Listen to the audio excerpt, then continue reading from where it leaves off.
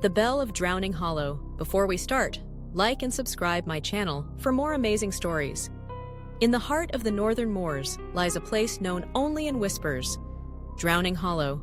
No road leads to it, no village claims it, but every year, on the night of the new moon, a bell tolls from beneath the marsh, and someone disappears.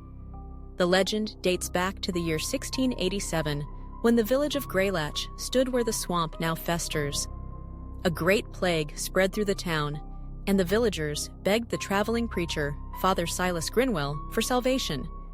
He gave them none. Instead, he sealed the sick in the chapel, rang the church bell 13 times, and set the building ablaze. He vanished the next morning, and the chapel sank into the ground, swallowed whole by the rising bog. Now, centuries later, the land is cursed. Locals say if you hear the bell and look toward the sound, your name is marked. Detective Rowan Hale didn't believe in legends until the night she heard the bell.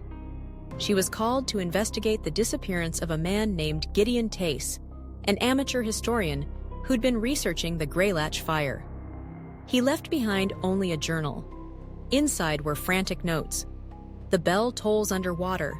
The dead are not dead, they remember. Rowan followed his last trail into the moors. Rain fell hard, fog thickened, and then the bell rang 13 times, each one heavier than the last.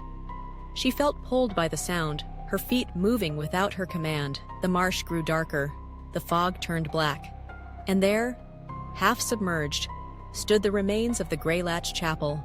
The bell tower still stood, crooked and rusted, the bell swinging, without wind. Inside, the pews were covered in moss. Water lapped at the stone altar. A single candle burned. Rowan called out, and something answered, a voice like rotting wood. You came, you looked, you heard, now they remember you. Hands rose from the water, dozens, some old, some small, all burned. They grabbed her coat, pulled at her legs, whispered her name. She fought back, climbing the remains of the pulpit, shouting, I didn't ring the bell! Be still. But the dead don't care. It wasn't about guilt, it was about witnessing. Just as her strength gave way, she found a relic, a rusted bell clapper left by Gideon, wrapped in scripture and salt. She threw it at the chapel bell. The sound exploded. The fog burned away. The hands retreated. She woke at the edge of the moor, soaked and shaking. No sign of the chapel, no sound, but her shoes were wet. And when she checked her voice memo recorder later, the last thing it had captured was the bell, ringing 13 times, again.